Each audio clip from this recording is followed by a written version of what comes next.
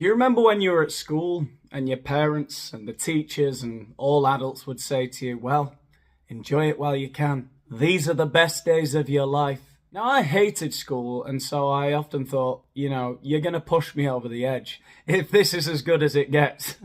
But looking back on it now, there were some good times. I remember what seemed like never-ending lunch breaks towards the end of June when the weather was getting nice, playing out on the field, rolling down the grass banks, playing 20-a-side football matches, jumpers for goalposts, is it?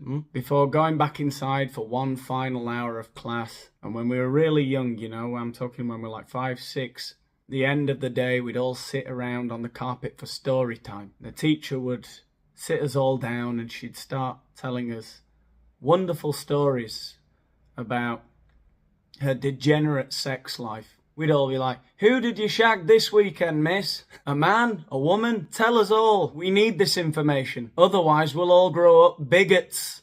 I pride myself on being a teacher who's very open about her life. And one of the things I'm very open about is my sexuality. Did any of you have some teachers at school, like some of mine, that would just go off on random tangents in the middle of class? They'd say something related in some way to the thing we're supposed to be learning about because it was something they were truly interested in. And if you asked them a question about that, that was it. You'd miss half an hour of the lesson. Now it must be so easy for kids. They just see the trans flag at the back of the class. Sir, what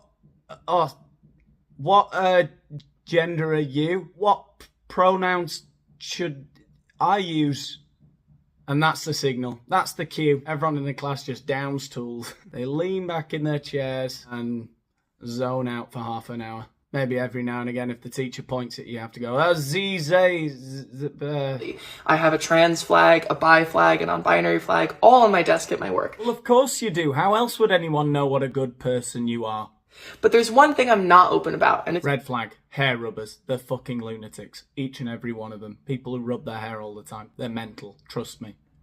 Even if it's just insecurity, they've got something. They're touching their hair all the time. They're mad. But there's one thing I'm not open about, and it's being poly. And today that actually became something I had to worry about for the first time. It's the first time you've had to worry about being polyamorous or being open about your polyamory. I tell you now, you don't need to worry about that. I'm fine if my kids don't know that you're shagging several people at the same time. That's fine. Keep it to yourself. No worries. And if it's actually being polyamorous that you're worrying about for the first time, I mean, there are several things that you might want to be concerned about. Jealousy, attachment problems later in life, venereal disease, but I'm not here to judge. See, the kids are interviewing us teachers as a part of learning how to write profiles on others. They'll soon be doing it with each other, but they're starting with the teachers so they can all work together on one subject. See, the kids need to learn how to profile people along intersectional lines. That way, before knowing the content of someone's character, they know the value of that person. It's not really important what psychological makeup people have, their interests and hobbies, their dreams and aspirations. No. We only need to think about who they find sexually attractive, what gender they think they are, and a few other things that are all either wildly subjective or immutable characteristics. And one of the kids on Tuesday is going to ask me if I have a partner. And the answer is yeah. And I have another one too. You're such a fucking hoe. I love it. And I don't know how to handle that conversation. How about you don't? You don't need to tell kids about your sex life, full stop. But especially if you want to go around having multiple sexual partners at the same time, thousands of years of human civilization have suggested that's not a good idea. Screw your own life up. Leave the kids alone. Because while I know that the kids are more accepting of things like homosexuality, bisexuality, all of that, polyamory is not in the conversation. It's not something that is talked about. Well, maybe that's because polyamory is not an optimal solution. And I worry not only would this be something that might lead to rumors that I am cheating on my partner. No, 1,000 times, no. Or that I am a swinger or something like that. No, 1,000 times, no. But would also just totally derail the class. She can't hide her excitement at the idea of derailing the class. What class, by the way? So the obvious answer, the one that I went to first, is I'm not going to talk about it. But that feels wrong too. I don't like lying to my students. kids. I don't like telling them falsehoods. And also, I don't feel comfortable answering the question by saying, yes, I have a partner, and having to pick which one I pick as the face for my relationship. That feels super, super gross, right? You're not wrong there. This does feel super, super gross, right? So I guess what tentatively I've decided after talking with my co-teachers and my assistant principal is, if there's any clearer sign that we have swung too far as a society. When my grandmother was little, female teachers weren't even allowed to be married. Now they're just going to the principal saying, well, I'm fucking two people at the same time. How do I tell the kids? Take us back! We've come too far.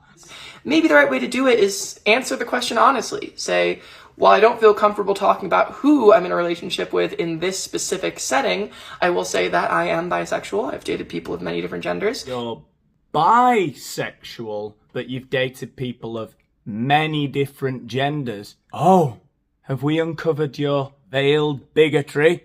Bisexual, as though there are only two sexes. You nasty bigot! Now they've got grounds to sack you. And if you're interested to talk about that or my own specific relationship, if you're really, really insistent, let's just not do it in the classroom setting, and we can do it like in lunch or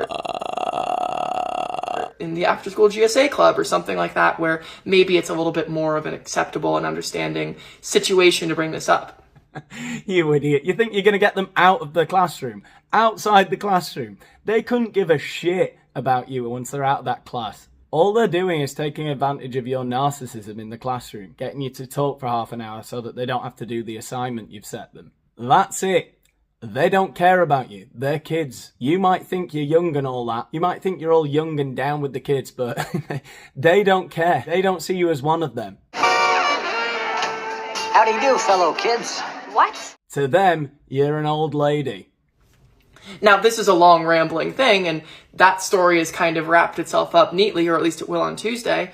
But I think it talks to a much broader issue, which is that, like, this is a really nuanced thought process I had to have, where I had to consider the emotional maturity of the kids, where I had to consider what they already know and are talking about and what they don't know and aren't talking about, and also have to consider how does this fit in with the content that I'm teaching. So nuanced and thought-provoking. How does it fit in with the content that you're teaching? How can you tell the kids about all of your sexual experiences? How can you weave that in there? So nuanced, so intellectual, stunning, brave.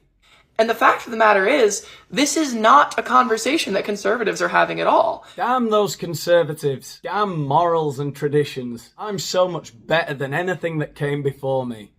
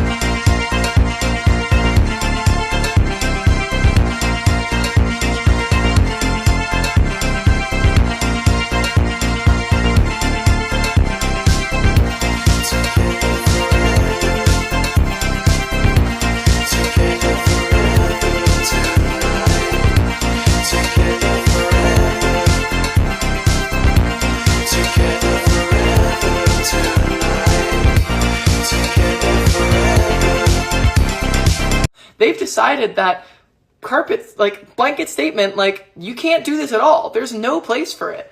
God forbid, woman, it sounds like you're suffering from a serious case of oppression. And that just shows such a lack of thought and care. They're not understanding their children as people and where they're at. They're not understanding the content that is necessary, and they're not reckoning with any kind of reality.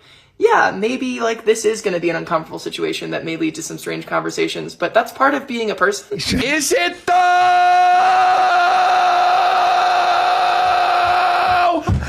And I'd rather have the kids be able to have those conversations in a safe place at school than on the internet where there's no one to make sure they're learning the right, respectful information.